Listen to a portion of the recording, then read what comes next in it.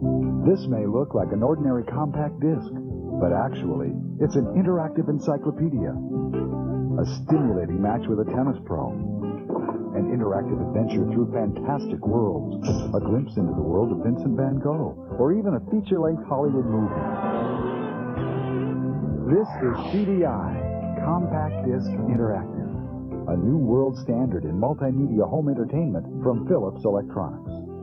You might expect to pay over $1,000 for an entertainment system that does this much, but now you can own a Philips CDI player for only $499. You can choose from more than 100 interactive titles by world-renowned publishers.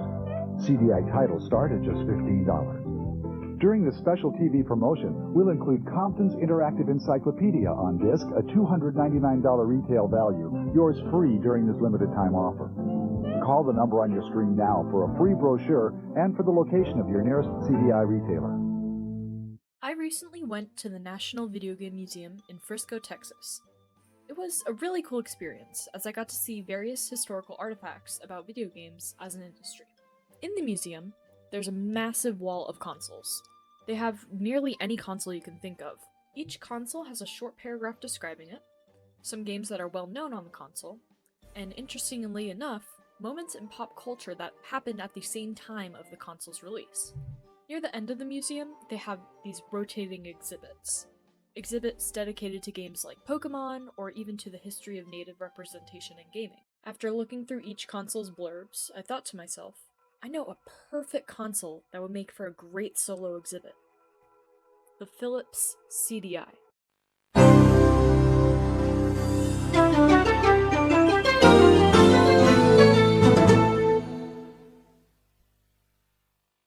Most people only know of the CDI because of its less than stellar game library. However, the CDI has much more to it than its terrible games.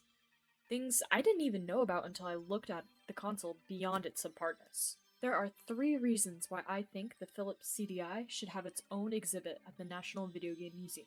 The CDI was ahead of its time with its video graphics for audio CDs, making it one of the first multimedia players ever. Philips deciding to partner with Nintendo instead of Sony caused Sony to develop the PlayStation, and of course, its games. Specifically, Hotel Mario, Link, The Faces of Evil, and Zelda, The Wand of Gamelon have had an immense chokehold on internet meme culture. The Philips CDI was released in 1991, costing about $800 before dropping down to $600, which is still extremely expensive, especially for a console from the 90s. When the SNES was released a year later, it only cost $200. Philips marketed the CDI as a multimedia player. It could play your favorite CDs, play movies, and play games like Tetris. CDI stands for Compact Disc Interactive. CDs and discs were relatively uncommon for the video game industry, as companies like Sega and Nintendo were still using cartridges. These discs were different from typical CDs, as they allowed for video input alongside audio input, which, unlike traditional CDs, only had audio input. These CDs were called CDGs, or Compact Disc Graphics. If you put a CDG compatible disc in your console, you would be able to see a pre-prepared video along with the music. Mozart's The Magic Flute is one of many music pieces playable on the CDI. It even included translations of the German text into English. Classical music wasn't the only genre on the CDI though. Talking Heads and even Jimi Hendrix were viewable on the console with video. These CDG discs also worked in a regular music player. If you had one, you could play it in your car while you drove around. Originally, Philips developed the CDI with Sony, who were later asked by Nintendo to create a CD player for the SNES. This add-on would have been called the SNES CD, or a PlayStation. Nintendo wanted to create a CD console add-on because Sega was planning to release the Sega CD.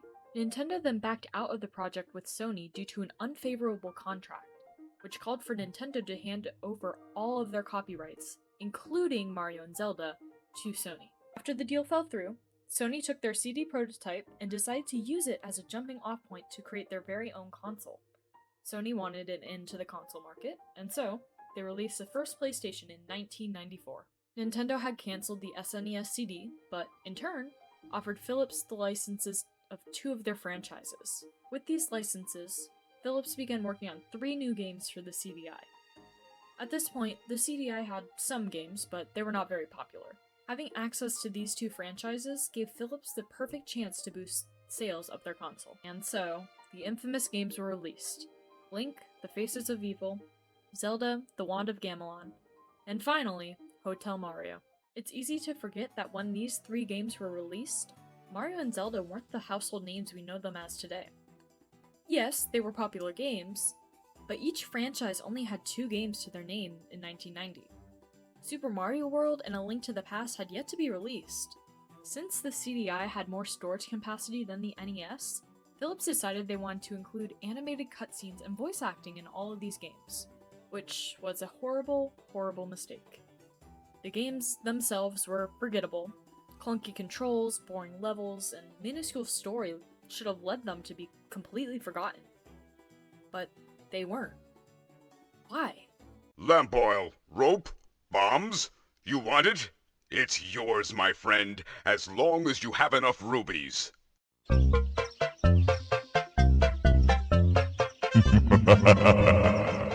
Nice of the princess to invite us over for a picnic, eh, Luigi?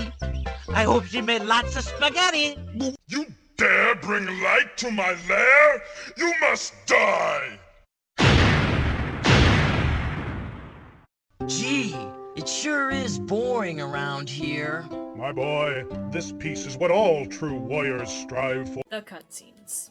With a measly budget of just about $600,000 per game, the cutscenes were outsourced to a Russian animation studio, and to put it kindly, they looked like they were animated in MS Paint. The voice acting was also Squadala, we are off!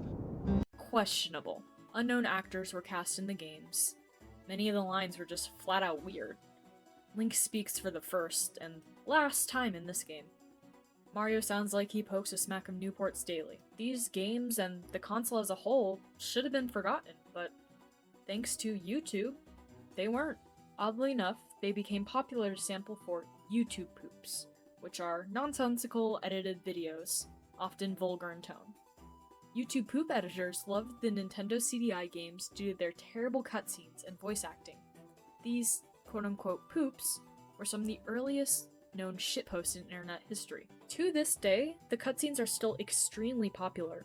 They seem to re-enter the internet culture zeitgeist every couple of years when a younger generation discovers the game's absurdities. In my opinion, I don't think people realize just how important the CDI was for the electronics industry, the video game industry, and internet culture as a whole, which is why I think it should have its own exhibit at the National Video Game Museum in Frisco, Texas.